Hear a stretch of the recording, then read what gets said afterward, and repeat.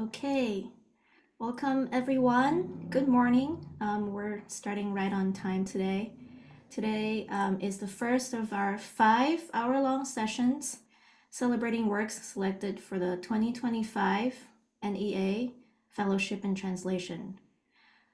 First, we would like to acknowledge the Center for the Art of Translation for supporting this Zoom series and for diligently putting the word out. Thank you, everyone at Kat, Michael, Leslie Ann, Chad, Casey, Ellison, and all the other wonderful staff at Kat. And also, big thanks to Jeffrey Zuckerman, whose brainchild this is and who did 90% of the heavy lifting. Thank you for making this happen. So, NEA. Since 1981, the National Endowment for the Arts has awarded more than 600 fellowships to 538 literary translators across 82 languages and 93 countries. The 2025 cohort was awarded grants to support translations into English of works written in 17 different languages from 21 countries. In honor of the NEA staffers who made all of this happen, I want to quote former NEA Director of Literary Arts, Amy Stolz, who said, "The National Endowment for the Arts' continued investment in contemporary translators preserves, strengthens, and advances our nation's rich literary traditions. This new group of fellows is the latest in a long-standing legacy of support for translators of poetry and prose who, through the beauty and power of their words, inspire us, challenge us, and open our eyes to the important voices from countries around the world." Thank you to Amy Stolz, Katie Day, and the other NEA staffers who worked tirelessly to support artists and translators in every way they could. We're so very grateful to you. And before I turn it over to today's moderator, Elena Alter, I want to mention that we'll be back for the next 4 weeks, same time, with more compelling presentations from other 2025 NEA translation fellows. And the final session, kind of a special one, will culminate with members of the judging panel sharing insights from their selection process, which I'm sure will be very interesting and I'm very much looking forward to, just as I'm very excited for today's reading. So over to you, Elena. Thank you. And thanks everyone for being here nice and early. Please welcome our 4 fellows who will be reading today, who are Jeanne, Garane, Larissa, Kyzer, Thierry, Kehou, and Natasha, Wimmer. Each of them are going to share the project that was awarded the 2025 NEA grant, and in the end we'll have some questions based on what they were reading. So please feel free to type your questions into the chat as we go along, or you can throw them in at the end, and we'll get to them after the presentations.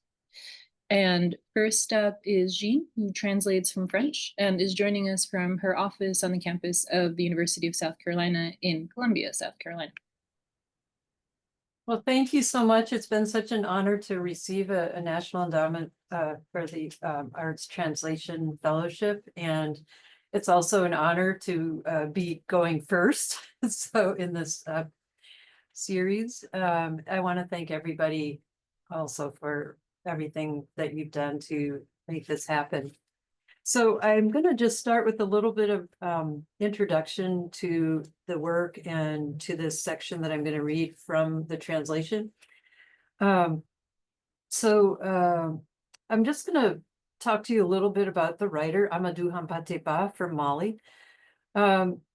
So this volume, it's volume 2 of his memoirs, and the title in French is Oui, mon commandant, which I'm proposing at the moment to translate as "At your service, commandant," or "Yes, sir, commandant." It constitutes volume 2 of the celebrated Malian writer's memoirs, which originally appeared in French under the title Oui, mon commandant in 1994, as a sequel to Amcoulal l'Enfant Paul, which was first published in 1991-1992, and which I translated as Amcoulal the Poula Boy in 2021.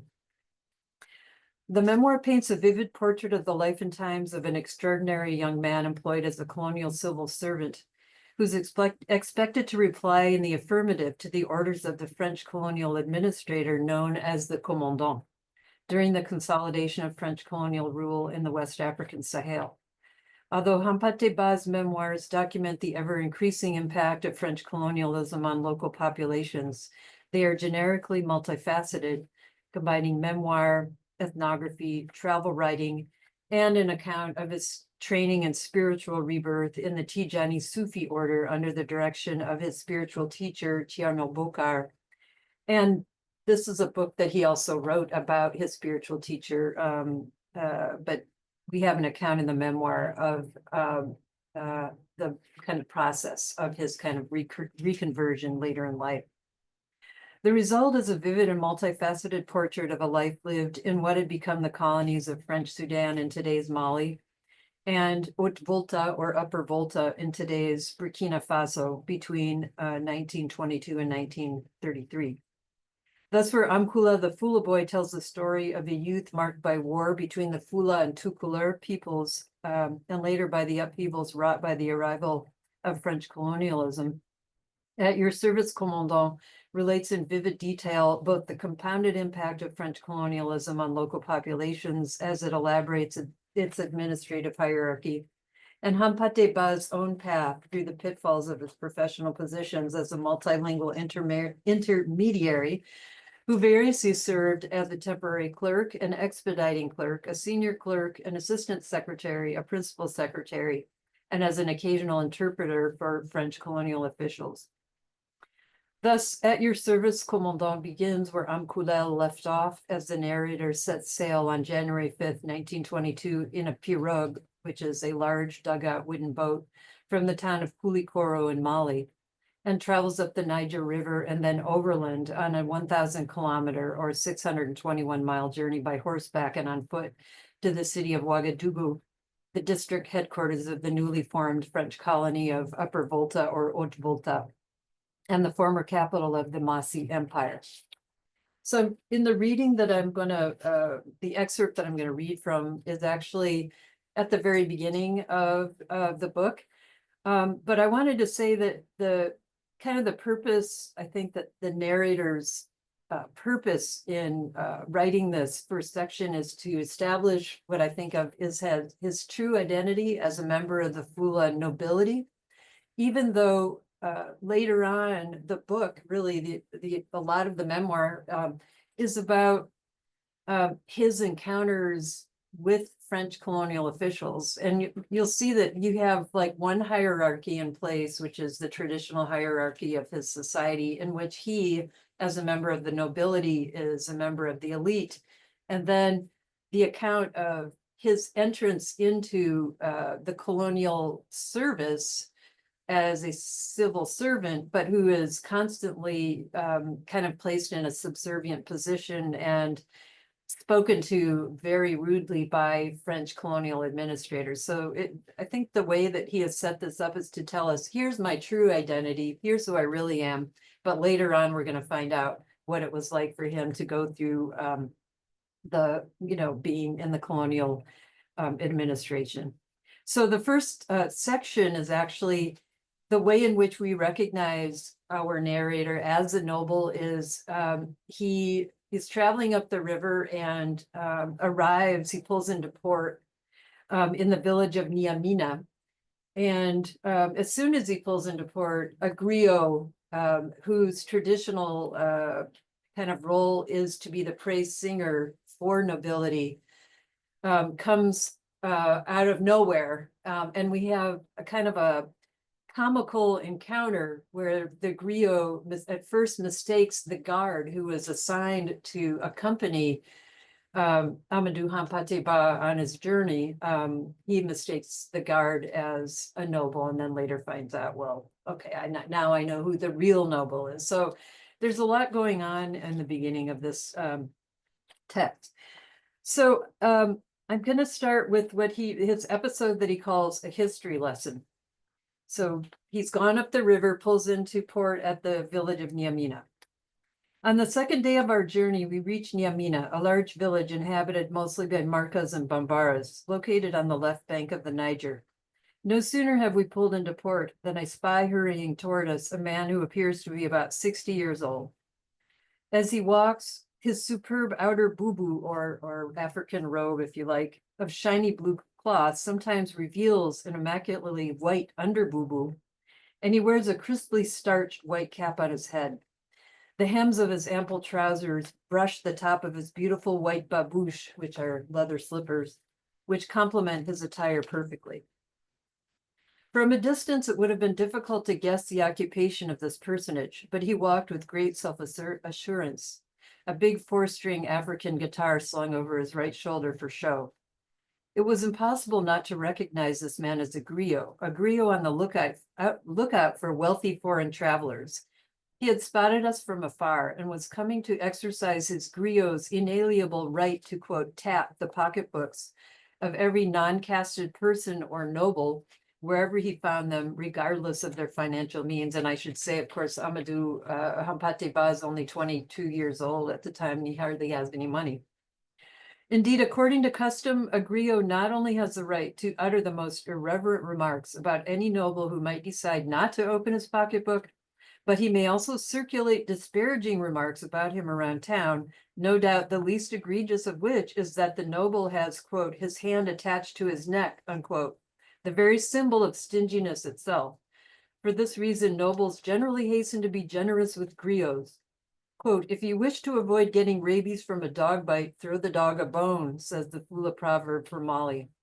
Nevertheless, one mustn't generalize. This behavior is not common to every griot, and there are some who even today deserve respect and gratitude for keeping the memory of so many past generations alive. And I'm going to skip a little of the text here, where you have the narrator kind of giving you his ethnographic account of what the traditional role of a griot. In exchange for his privileges, the griot performs many services for the nobles. He's supposed to entertain those whom he asks for money. In the case of strangers passing through, he must inform them of what is and is not done according to custom. He runs errands for them, he accompanies them, and in certain cases, he introduces them to local dignitaries. In the past, griots carried out an essential function in the traditional society of the African savannah, where every relationship was based on the notion of exchange, for they were at once public entertainers, spokesmen, and intermediaries.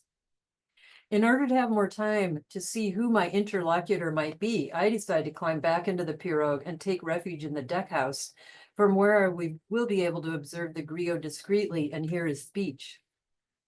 Having reached the guard, Mamadou Kone, who had remained on shore, the griot points his left arm at him, tilts his head slightly back, and then raising his right hand, executes a pivoting motion, taking the stance of someone preparing to throw a projectile at a target. But his projectile is a speech, along with the dithyrambic praise that he's preparing to aim at the good Mamadou Kone. Ahoy, thou well-armed warrior of the invincible army of La Grande France and Napoleon Bonaparte, he begins. Your appearance tells me that you were trained in the military school of the high-level whites whose virility and bravo are substantiated by their thick beards and bushy mustaches, signs that are unmistakable. The scarlet red fez and the khaki uniform that you are wearing were certainly not woven in the forest, nor were they taken from a town of trash. It was a beautiful blonde girl who spun the thread, and the cloth was woven by a genie whose loom is sunk deep in the ocean depths. From afar did I, Jelly Makan, see your pirogue arriving. Its prow sliced the waters better than could have done the duck with the long neck, Tonkono Kumizen. Surely, said I to myself, I have my timer on, a watercraft such as this could only be carrying a precious fortune or a person of rank, unless it were both at once. Therefore did I hasten with the speed of a courser who would outrun his own shadow, for I did intend to be the first to greet you. Thus I am here, and I say to you, good evening, welcome, welcome to Niamina, whose fame has endured from its founding to this day. And that is 311 years, according to Bambara reckoning. What is your surname, O valiant warrior? I'm a guard of the Diawara. I'm a Kone, sorry, of the Diawara clan, replied the guard, flattered. Are you therefore a descendant of Da Monzon, the great Bambara king of Segu? No, I have nothing in common with him except for the name of my clan. Where are you going? To Mukti. I'm escorting a writer, in other words, a pen pusher or administrative civil servant, who's going to Upper Volta to enter the service of the governor of the country. And I'll stop with that because I think my time is about up.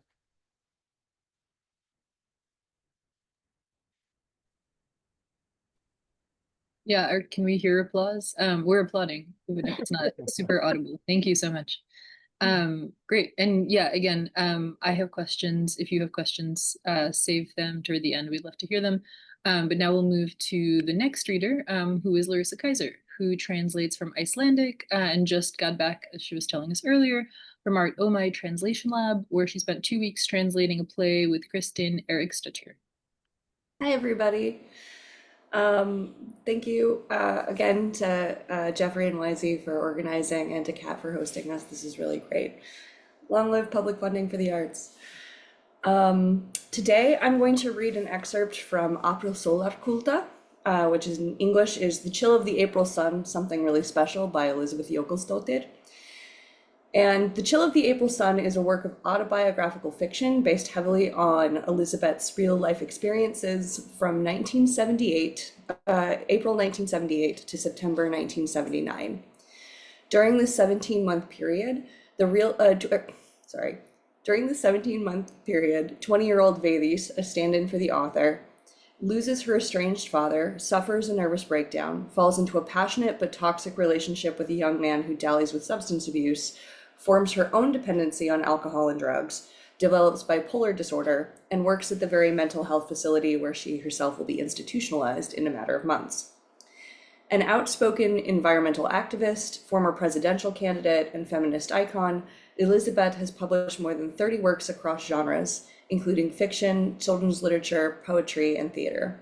In 2023, she successfully campaigned to have a street named for her. You'll find Elisabethastígur on the west side of Reykjavik.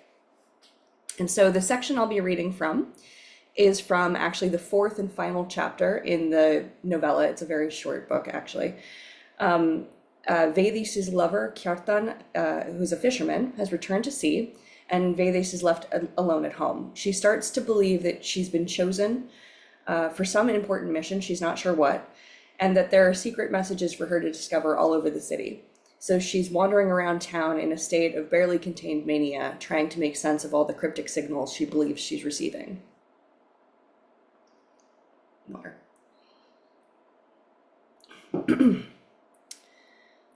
Vedis was home alone in the big red house. It was a sun-drenched September, autumn days at their best, a sultry harvest time, a sun hanging low in the heavens, the fall, that fleeting time that contains two halves, the summer that's passing, the summer that's like a mother's magic breast, sunny mountains in the distance, pure pinnacles, rapture, the park around Shortland Pond, and then the promise of the winter to come. Winter, when everything closes in upon itself. The fall, changing colors, dusk, duplicity, movement. She heard a horn honk outside and knew she had to leave the house. That horn was for her. It was a message. She hurried down to the street. Where was she supposed to go? She had a headache on the right side. She always had a headache on the right side, but whenever she was being shown the way, the pressure increased and it wouldn't go away unless she went the right way. She walked along Vonarstræti and noticed the license plate on a car as it drove past. She tried to make out the numbers. Maybe she was supposed to figure out something that had to do with those numbers. Was that it? Was that why she'd been called outside? But the car was gone, so she kept walking. She came to Laufasvegur. Who lived in all these houses? Was she supposed to knock on someone's door? Laufasvegur 9. Her headache vanished. Should she stop here? Knock? Would whoever lived there understand her? Laufastrid, Lauf, aus, a compound word, Lauf plus aus, leaf plus ridge, the leafy ridge. Or it could be leaf plus axis, or ace, or even aus, like one of the Old Norse gods. One aus, many Aesir. So what was Laufhaus supposed to mean? What did the number 9 mean? And Vegur, street, yes, she was on a specific street, a specific path. She was being shown the way. Finally, she was on track. No, she didn't dare knock. It couldn't be here anyway. Her headache was back, and it wouldn't go away unless she turned around and went up Odensgata. Odensgata, the way of Odin, the most supreme of all gods in that Norse pantheon. A god, one of the Aesir, an Aus, like in Leifhaus before. Yes, that was obviously it. Was she Odin? Was she supposed to learn everything she could about Odin? Maybe there was something in Norse mythology that humanity needed to know. She stopped.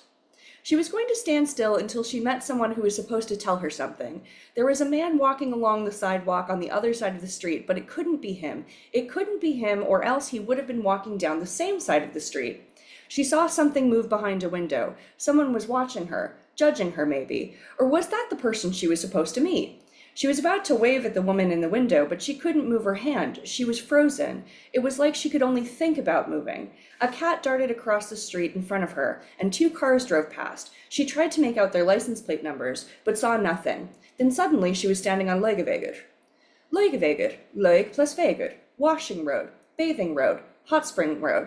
The road women would take in the olden times to do their washing in the hot springs in Legerdaler Valley. This had to be the right place. She needed cleansing. She needed a hot spring, a pool, a bath in which to cleanse herself, to purify herself completely all the way through. This had to be the right message. The water must flow through her. She spotted someone she recognized, but when she called out to her, she couldn't say anything. She couldn't get a single word out because, after all, she mustn't say anything. She had to figure this all out before she gave anything else about the secret away. She had to hurry home and bathe. She had to bathe in some special pool, maybe Snorrlaug, the oldest bathing spring in Iceland, the private bathing pool of Snorri Sturluson, law speaker and author of the Prose Edda, Snorri's Edda, in which everything that is known about the Old Norse gods could be found.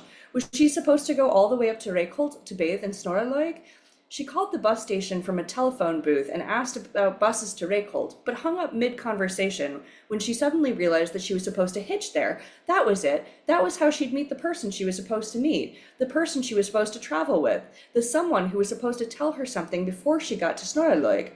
So she went home to get ready, but then it dawned on her that maybe that wasn't right. So she lay down and stared up at the ceiling. She didn't get up until she heard a car horn, and then she knew she had to leave the house. She mustn't fail. She had to go whether she liked it or not. She'd been given this mission. She mustn't fail. She had to follow through. She stood up even though she was tired. She left the house. She saw the car that had honked and tried to make out its license plate number. There was a V in front of the number. Maybe that had some special meaning. Maybe she was supposed to go on a V-shaped walk, but she couldn't be completely sure, so she kept walking along Suðurgata, and then right there in the middle of the street she spotted Mount Kehou in the distance. There was something about that mountain she was sure of. She was sure of that. She stood staring at the mountain until it dawned on her that Kehou was shaped exactly like an upside-down V. There was her confirmation. It all fit. She wasn't confused after all. Now it was do or die. What was she supposed to do? How could she get to the mountain? Was she supposed to go there, or was she supposed to just stand here and wait for the next sign? Maybe this was just the first step on her way. Yes, of course, the V number. She'd found the V, even if it was upside down.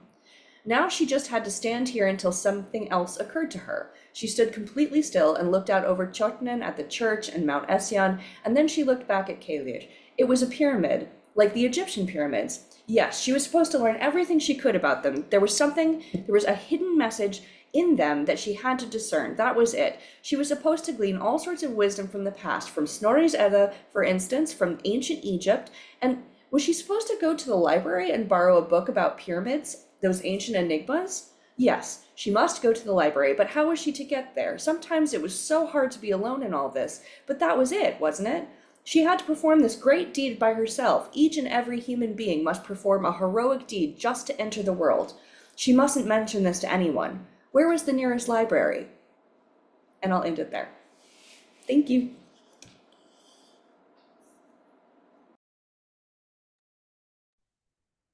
Thanks, Larissa. That was great. Great. And again, questions for Larissa can go in the Q&A section. So next up is Thierry Kehou, who translates from French and is a 2025 Massachusetts Cultural Council Literature grantee. Thank you, Alina. Hello, everyone. Thank you for being here. Thank you to the Center for Art of Translation for hosting this reading, Jeffrey and YC for organizing us, and Alina for moderating today. And an immense gratitude again to the NEA for their support. I'll be reading a passage from the opening pages of Memory of a Skin, the 5th and final novel written by William Cécine, which was published posthumously in 1998 by Éditions Présence Africaine in Paris. It tells the story of an albino civil servant in post-colonial Guinea who uses women, alcohol, and troubling pleasures in his attempt to resolve his suffering his search for self, and his inability to love. Everyone's getting the hell out of here around me. My wife took refuge in the past. Our eldest son, 17, preferred to dive headfirst into the future. He's been hitchhiking for 8 months, hanging out in Germany, strumming a guitar, hoping to become a computer scientist.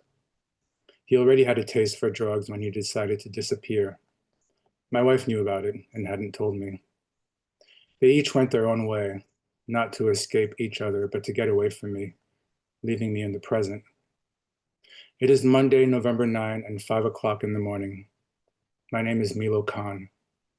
I repeat this 3 times like a prayer before slowly getting up, my head still buzzing from last night's party. My wife is asleep on the other side of the bed, her breath slow but heavy, one hand curled around her bottle of painkillers. I go to the kitchen to make myself some coffee. While the water boils, I open the room to the 2 little ones, they're asleep in each other's arms, and go into the bathroom to shave. My pale face looks like shit, and my hair is falling out. It's thinning everywhere. The folds, the wrinkles on my face, deepening like furrows. I know that each line is the consequence of a cowardice, a betrayal, a fear, a quest. I should have given it all up a long time ago. That is the solution of a man of conviction. I haven't been convinced of anything in a long time. I look at myself in the mirror, tighten the skin of one cheek to glide the razor over it, and tell myself, Milo Khan, what do you have to be sorry about, my old chap? Stick to the present. Ideas don't mean much to you anymore. You only believe in flesh. At your age, I took a shower to silence the little voice. I knew the rest. I had never loved, and I believed I had as much a chance of finding love than becoming the next pope. Afterwards, I turned on the radio in the living room. Reports of a coup against a dictator. I felt like my day was off to a good start. Shouts of joy and hope, the approaching dream, the present that gobbles up those initial promising speeches. I love that. My wife was coming. I told her the news. That's nonsense, she said, yawning. Tomorrow will never be better than yesterday. Besides, look at yourself. I pressed up against her. She pushed me away. The kids could walk in. You had your chance last night. Plus, you already stink of cigarettes. Let me go make breakfast. Yesterday, we were at the Andreas, a couple in their 60s who are unhappy for never having known poverty, fake young people dripping with sweetness and kindness, finally retired after a life of crushing, of wilting, of racking up useful friends, and of dreaming of vacations in the sun. 4 children, including 2 doctors, another who was on her 11th child, and the fourth who died like most fools during a soccer game while still in good health, and whose memory they surrounded with sighs and a drawing that hung at the entrance of the living room. The artist made every effort to form a circle around the head with a kind of white plate, unless it was a sun. Basically, I didn't like the Andreas. The best die first, began the little old woman, as usual while we sat down to eat. I wasn't among the best since I was still alive. He was very handsome, said my wife, like she did every Sunday at 7:20 p.m. for the last 6 months. He believed a lot in God, added Mr. Andrea. You have lost a saint, I added. They looked at me to see if I wasn't joking. I lowered my head. In any case, he would have made a good father, grimaced the old witch. I'm going to confide something in you, friends, resumed the little old man. I never told anyone. Boniface loved children. He forgot to mention that their little saint also had a fondness for snapping kitten paws. I didn't like them at all. Anyway, I've never liked anyone. The Andreas returned the favor, making use of my wife, whom they had adopted and affectionately called Mimi. Mimi, by the way, where will you be spending your vacation this year? The cucumbers arrived, grated, tasting like cardboard. Yes, my girl, added the husband. You look awful, right, Milo? If you can't afford it, my son, we can help you, said the old lady.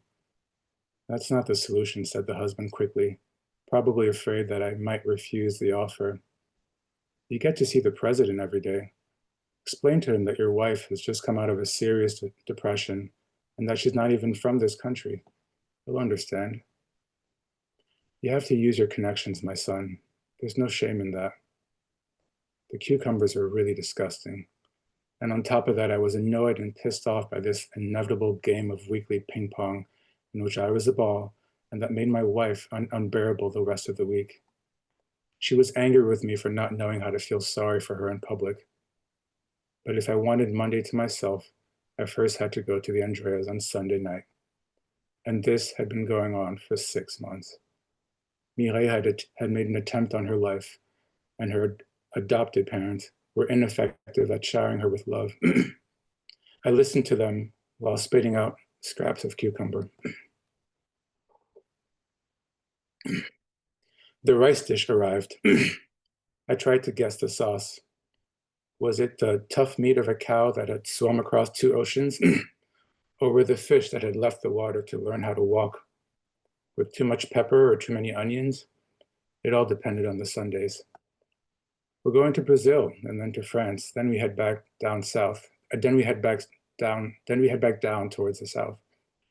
Basically to find you right where we left from. The sauce. It was neither the aquatic cow nor the pedestrian fish. A chicken, maybe, if it weren't for the 3 thighs, the 3 floating thighs. I got up for the bathroom and stayed there for a long time asking myself whether I should start by vomiting or peeing first. Just when I decided to burp, Madame Andrea said behind me, "Are you feeling sick, my son?" I called her an old skank, told her she needed to stop meddling in my marriage. Otherwise, she immediately understood the threat. Of course, as soon as we got home, the storm broke out. She first bit into her twice daily ration of Valium while undressing. Damn those blessed breasts. Then, while putting on her nightgown, she launched into it, probably for fear that the medication would soften her fury. I had caused her to lose the 20 best years of her life. I was trying to drive her crazy. I was just a fornicating monster. She cursed the day she had met me. It was a Monday like every Monday that God gives me. It was getting light outside. I opened a window and came back to turn on the video of my favorite movie. It was a love story. The hero and heroine love each other to death, but they separate one day. That's life. They find each other as adults and discover they still love each other. Unfortunately, though the guy has become a doctor widower, the woman is not free. Luckily, her husband is old and extremely sick, so she picks the lover as the caregiver for the annoying husband. We feel the director hesitating. Should the old asshole be killed? Ultimately, he decides to let him live, probably because of censorship or to take his turn at messing with the lovers. I love romantic movies. They make me forget about my cynicism, my vampirism, the lucidity of my strangeness. I rose to fetch another cup of coffee in the kitchen, where I found Mireille. Milo, yesterday at the Andreas. Don't talk to me about it, I cut her off. You had your Sunday at their place, so? I went back to the living room. I was tired. I know what she was going to blame me for. She knew my lines. I was tired of this Dominical carnival of self-satisfied little old people. To them, I was invisible, a nothing. My mother should have aborted me. Then they would have given me permission to be born and to voice my opinion. She joined me. You have to change, Milo. When I shed the skin, then I shall truly change. My yelling had awakened the children. Marie gave me a kiss on the temple. Her brother was brushing his teeth. I sat the little one on my knees and asked her what her schedule was for the day. Why don't you tell her how you're fucking her teacher? I've got proof. I sent Marie away. It was true that she had proof. For once, someone wrote to me. A long letter like the gaze of women in love dominating their husbands. She had dozens of photocopies of her evidence, intended for all the cheating spouses in town and parents of students. The poor teacher had lost her job, but I gained other curious mistresses, even if each day since then I'm expecting a stab or gunshot to the back. In this sense, I'm not afraid. No one has ever given me anything for free. I hunt women like others hunt rabbits or elephants, diplomas or dreams. My approach to be one of them, my approach is to be one of them in this world. It's so exciting to feel them suspicious at first, fierce or virtuous, before making them burst. But may God forgive me if I ever told a woman I love you without believing it. But just for a moment, the glimpse of a forbidden world. I no longer have any friends among men. I don't like those who look like me, and I find the others too small or too big in their bodies, their gestures, and especially their opinions. It was a Monday, like every Monday, that God gives me. I'll stop right there. Thank you.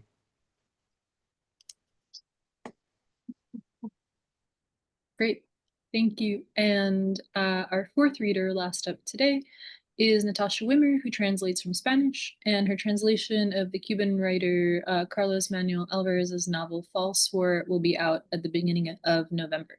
So everyone should pick that up. Thank you, Alina, and thanks to all the organizers and all my gratitude to the NEA. The two books that I received the NEA grant for are two books of poetry by the Salvadoran poet Roque Dalton. The first one is called The Slightly Nasty Book, and the other one is called Tavern and Other Places. The one I'm talking about mostly today is A Slightly Nasty Book because that's the one that I'm almost finished with. For those of you who don't know who Roque Dalton is, he's generally considered to be the greatest Salvadoran poet and one of the best Latin American poets of the 20th century. He was very politically engaged. He lived in exile from El Salvador for most of his life, including an important period in Cuba. And in his 30s, he became increasingly committed to the armed struggle and joined a guerrilla group to fight in El Salvador.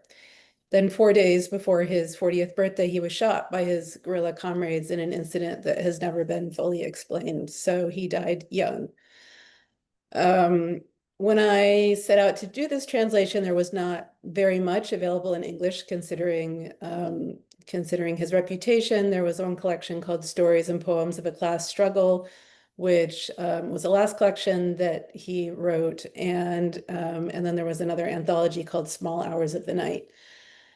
So Seven Stories has been commissioning translations of many of the works. It's a huge project. And the two volumes, as I said, that I'm translating are A Slightly Nasty Book and Tavern and Other Places. I've finished Odie's book pretty much, and I'm almost done with Tavern. These are the first book-length translations of poetry that I've ever done, so it's been a really interesting and new kind of project for me. It's been very time-consuming for any of you who translate poetry. I'm sure that you will concur. I find myself sitting and thinking a lot more than I do when I'm translating prose. And also, surprisingly, I found myself doing even more research than usual to understand the context of the poems that are most difficult to parse. And I made a little bit more work for myself. I volunteered to commission introductions for the two collections, and I wrote my own translator's note, which I've rarely done in the past. So that's been kind of a learning process. The challenges of the poems themselves, some of them are relatively straightforward, but they need to be very pithy and epigrammatic and funny. Comic timing is very important with Dalton. Others are more elusive and difficult. I think of them as kind of missives from a conversation among well-read revolutionaries and theory-steeped poets. So it's these very sort of heady, heady milieu. I return to the most difficult ones over and over again, turning them over in my mind and writing little glosses for myself because I found that I would forget from one reading to the next what I had, come up with on the previous reading. I know there are still some that elude me, but my general approach was to lean into Dalton's epigrammatic language and into his sarcasm and storytelling. I was first introduced to Dalton via Roberto Bolaño, who I translated through my 30s. Bolaño claimed to have met Dalton in El Salvador just before he died, though there is some doubt about that. In any case, I think it's very clear that Dalton's autobiographical novel, Pobrecito Poeta, que era yo, which is as yet untranslated, but I believe will also be translated by Seven Stories. That novel clearly influenced The Savage Detectives. So that was interesting for me to get to know it a bit. So when Seven Stories approached me, I was excited to get to know Dalton better. I find him a very, he's a poet who's easy to love. He's funny, he's self-deprecating, he's totally charming. I don't have the same faith in the arms struggle that he does, and I think that his poems suffer when he occasionally becomes more rigid and dogmatic, but that isn't his usual inclination. So I will just read one poem, a very autobiographical poem from a slightly nasty book. The poem is called No, I Wasn't Always This Ugly, and it actually is just out in the Paris Review, for those who are curious to get an advance taste of the book. So this is the poem. I wasn't always this ugly. You see, I have this broken nose I got when El Tico Lisano hit me with a brick, because I said it was obviously a foul, and he said, it's not, it's not, it's not. I'll never turn my back on a Costa Rican footballer again. The shock practically killed Father Acherandio. There was more blood than on an Aztec altar. And then it was Quique Soler who got me in the right eye, the best aim stone you can imagine. We were about to take Okinawa, of course. But I ended up with a torn retina, a month of absolute bed rest at 11. A visit to Dr. Quevedo in Guatemala, and Dr. Bidford, who wore a red wig. And that's why I'm cross-eyed sometimes, and when I come out of the movies, I look like a sleep-deprived junkie. Then there was a big bottle of rum hurled at me by Maria Elena's husband. I swear my intentions were pure, but every husband is a world unto himself. And thank God it wasn't worse, considering he thought I was an Argentine diplomat. And there was that time in Prague, nobody ever knew what happened. I was beaten up by 4 thugs in a dark alley, 2 blocks from the Ministry of Defense, 4 blocks from State Security. It was the eve of the party Congress, and somebody said it was a protest against the Congress. At the hospital, I ran into 2 other delegates who survived their own assaults with an extra bone or 2.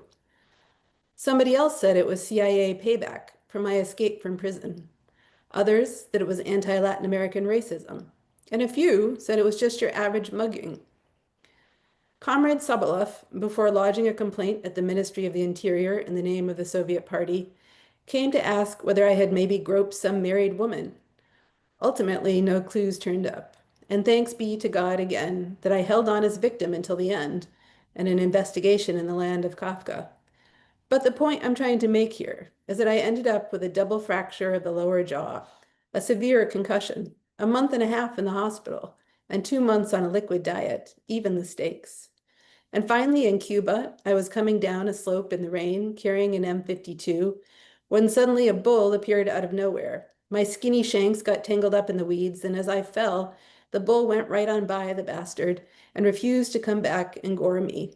But it wasn't necessary anyway, because, as I was saying, I fell on my rifle, which had no choice but to kick up like a revolution in Africa, splitting my zygomatic arch, key to the aesthetic integrity of the cheekbones.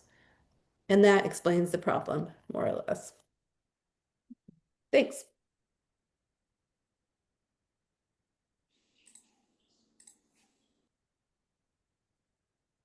Great, thank you so much. Okay, so we can switch over to the questions now. I see some in the chat. Feel free to send additional ones or just kind of speak up. I don't know what the muting, unmuting situation is like for people, but we'll figure it out. It looks like the first question is for Jeanne, and I'll go ahead and read it, and then you can jump in. I'm thinking about the rich level of historical and cultural detail in the few pages that you read, and I have the sense that the author is consciously writing for people unacquainted with the region, but even so, did you do some on-the-ground research as part of your translation process? Yes, thank you for the question. I've done a lot of research. Yeah, and I'm also writing a pretty lengthy scholarly introduction to I wrote one for the first volume, and I'm writing another one for this volume. Because Amadou Hampâté-Bâ was a very kind of complex person who had a lot of different irons in the fire, so to speak. So as you see in the reading I did, he started his life out as working in the colonial administration, but then when he went to see his mentor, his spiritual mentor, he ended up becoming much more outwardly Muslim, if you like, which got him into trouble with the French authorities, who felt that he had joined the so-called wrong group of Muslims, like they had favored one particular family. So he ended up leaving the colonial civil service and moving over to Dakar and joining it was called the Institut Fondamental, it was called the IFAM, Institut Fondamental d'Afrique Noire, which is now called the Institut Fondamental. Anyway, they changed it. One was Afrique Noire and one was Afrique Française. Anyway, they changed it recently, but anyway, so there's a lot to kind of understand about why he takes this ethnographic bent, if you like. Why does he feel that he needs to explain things to kind of a dual audience in a way? So I think he was always aware that when, because of his training, that he would have what I think he imagined mostly as a French readership as the outside group reading, but then he was also writing, I think, for a future audience of young people who would be reading in French. So anyway, there's a lot to understand, I think, because he's always writing these footnotes, which explain the cultural references. But then I felt that, yes, I needed to understand also, what's the context, what's the historical context. Here we are in 1922 to 1933, what was going on in the French colonial administration. So I've been reading, it's been fascinating to read one of the leading colonial figures, the kind of cluelessness that a lot of them had. I think about like what they were going to be doing in Africa, that the way that they thought was that the West Africa belonged to them, and they had no clue at the time that this was not going to continue. So I've been reading that particular administrator's works along with another work that was done by a scholar of Sufism in West Africa named Louis Brenner, who investigated kind of the life of Hampâté-Bâ's spiritual mentor and how that person fit into West African Sufism. So it's been a pretty interesting journey for me. I've learned a lot by doing my research. It's been difficult to kind of pull it all together in a coherent introduction, so I'm still working on that. And I'm working on just trying to polish the translation at the moment. So I hope that answered the question. Great. I'll go on to the second one, which I think is for Thierry. So from Jeffrey, I remember walking into the Presence African bookstore in Paris. I apologize for my French. And feeling like I'd walked into a whole world of books I'd never discovered before, books that are pushing at the limits of French language writing. Is that how you discovered the book at the shop, or is there another story behind your discovery of the book and the Take No Prisoners voice that's narrating it?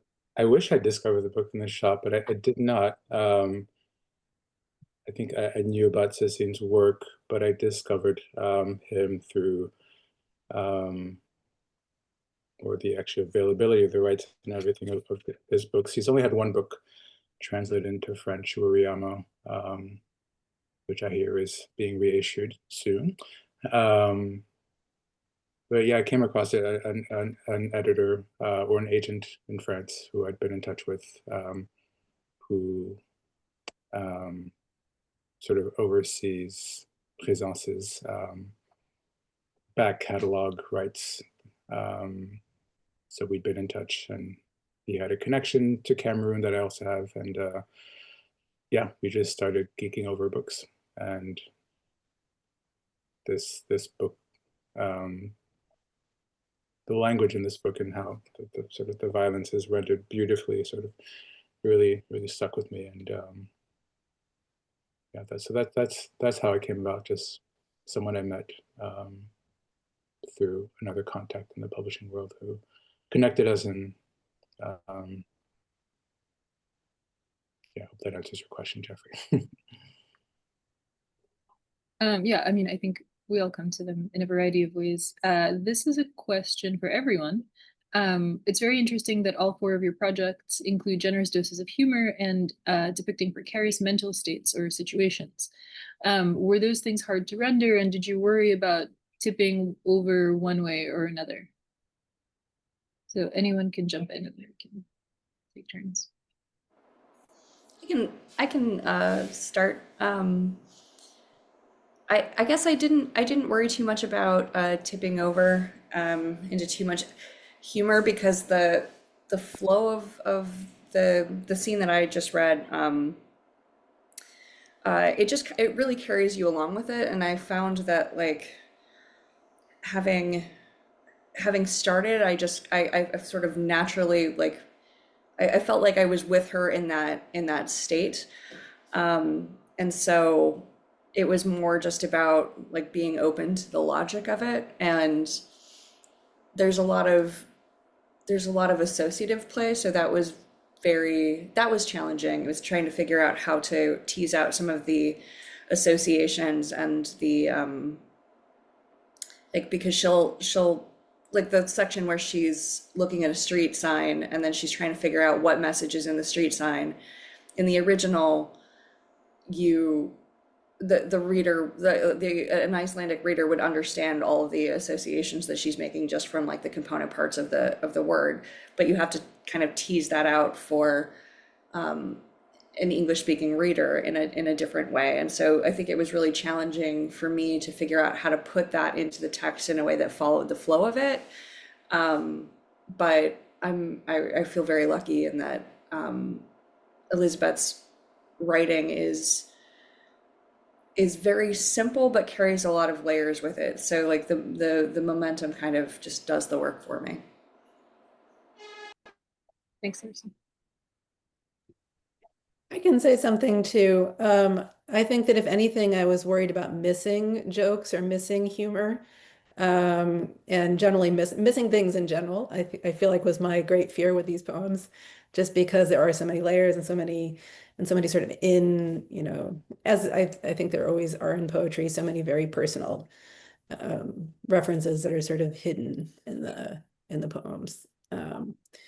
But I think too, sort of similar to what Larissa was saying, is that, the rhythms of Dalton's voice makes the humor, in some ways easier to bring out, just because he's funny. They're sort of bouncy, and there's clearly a humorous feel to them. Great. Thank you. Does anyone have any other questions they want to put forth?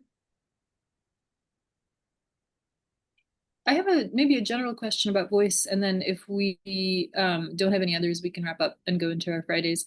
I'm curious, as ever, for those of you, which I think is everyone, who feel like there's a strong kind of narrative presence, what aspect of it you found most significant, and what aspect of it you really struggled with, and maybe exists in the original language more than it exists in English in some respect, if that makes sense. I can answer that. Well, that would answer kind of the previous question as well about tipping over, because the griot's language, and it continues on in this first chapter, is very bombastic, and the narrator wants to make sure we understand kind of the difference between you know, him as this sort of reserved noble who's kind of on the receiving end of the tale. But his portrayal of the griot as somebody who must convince, who must, who really has to get somebody to open their purse strings and to reward the griot for what he does. So there is more humor later on as well in this kind of portrayal of the griot. But Amadou Hampateba was also known as somebody who is quite the teller of tales, which doesn't really go with the so-called nobility that to which he belonged, because they were not supposed to be the tellers of tales. They were supposed to be the ones listening. So anyway, I really tried hard to get this kind of exaggerated kind of speech of the griot, but I feel that, yeah, so there was a little bit of a balance there.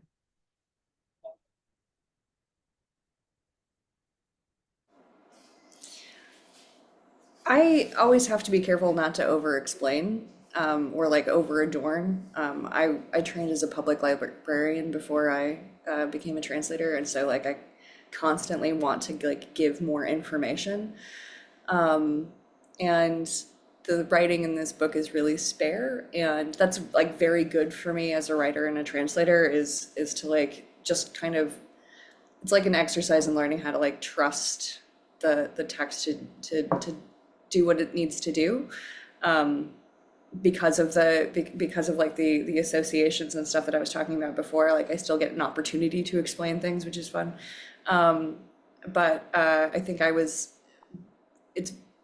very cautious of not adding too much embellishment in the language and keeping it like at like a very simple place, because it does so much with that language. It doesn't need more. So I think that was what I was most cautious about, not going too far with.